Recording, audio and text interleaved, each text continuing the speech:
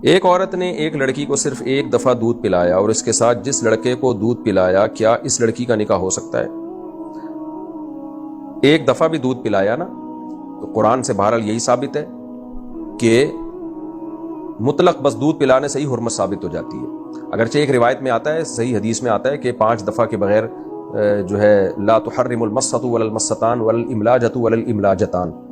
کہ ایک دفعہ دودھ پلانے سے یا 2 دفعہ دودھ پلانے سے حرمت ثابت نہیں ہوتی، لیکن چونکہ یہ خبر واحد ہے اور قرآن متواتر ہے تو اس لیے اس میں احناف نے قرآن کو ترجیح دی ہے کہ مطلق دودھ پلانے سے چاہے ایک قطرہ بھی چلا جائے، ہاں یقین ہو ایک قطرہ بھی اگر بچے کے پیٹ میں چلا گیا تو حرمت ثابت ہو جائے گی، کیونکہ اللہ نے کہا ہے کہ وَأُمَّهَاتُكُمُ اللَّاتِي أَرْضَعْنَكُمْ، وہ مائیں جنہوں نے تمہیں دودھ پلایا ہو، تو اس میں ایک قطرے کا بھی اللہ نے فرق نہیں رکھا۔ اب سوال یہ پیدا ہوتا ہے کہ نبی کی حدیث ایک طرف اور اللہ کا کلام ایک طرف، تو آپ نبی کی حدیث کو اللہ کے کلام کے مقابلے میں رد کیوں کر رہے ہو؟ بھائی اللہ کے کلام کی تفسیر سمجھو۔ اس کے 2 جواب میں، پہلی بات تفسیر کی ضرورت وہاں ہوتی ہے جہاں اجمال یا ابہام ہوتا ہے، یہاں تو بالکل واضح اللہ نے فرما دیا کہ مطلق دودھ پلایا ہے بس اس کو۔ اور دوسری بات یہ کہ اگر یعنی ایسا نہیں ہو رہا کہ اللہ کے مقابلے میں نبی کی بات کو رد کیا جا رہا ہے، نہ نبی کی بات کو رد نہیں کیا جا رہا، بات یہ ہے کہ نبی کی بات ہم تک جو پہنچی ہے وہ خبر واحد کے ذریعے پہنچی ہے، تو اس میں تھوڑا سا بہرحال امکان ہے کہ شاید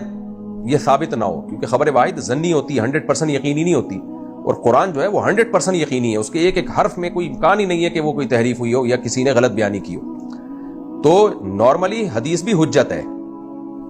کیونکہ ہم تک جب کوئی فقہ اور قابل اعتماد ذریعے سے خبر پہنچے گی تو ہم پر شرعاً لازم ہے کہ ہم اس کو مانیں، نبی کی بات کو فالو کریں، یعنی ہم کو مانیں کہ یہ نبی نے کہا ہے۔ لیکن اگر وہ بات ہم تک خبر واحد سے پہنچی یقینی ہے، لیکن اس کے مقابلے میں جب قرآن ہوگا تو قرآن بہت زیادہ یقینی ہے،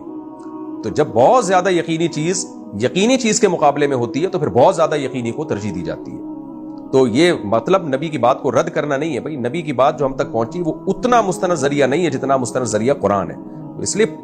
دونوں کے جو ہے نا ریفرنس میں بڑا فرق ہے۔ تو اس لیے امام حنیفہ رحمہ اللہ تعالیٰ کا اصول یہ ہے کہ جب خبر واحد چاہے وہ بخاری مسلم کی کیوں نہ ہو، صحیح حدیث کی کیوں نہ ہو، قرآن کے جب مقابلے میں ہوگی تو پھر قرآن کو وہ ترجیح دیتے ہیں۔ تو یہاں بھی قرآن نے واضح طور پر کہہ دیا ارضعنکم، جن ماؤں نے دودھ پلایا ہو، تو اس میں اللہ نے فرق نہیں رکھا کہ 1 قطرہ پلایا ہو 10 قطرے پلائے ہو، تو اس لیے جب بھی دودھ بچے کے حلق میں اتر گیا تو دودھ پلانا تو ثابت ہو گیا، تو اس لیے وہ عورت ماں بن جائے گی۔ تو اس لیے اگر تھوڑا سا بھی دودھ پلا دیا ہے تو وہ ماں بن گئی ہے، اور اس کے ساتھ پھر نکاح نہیں ہو سکتا، اور اس کی دیگر بچوں سے بھی نکاح نہیں ہو سکتا، یہ رضائی بہن بھائی بن گئے۔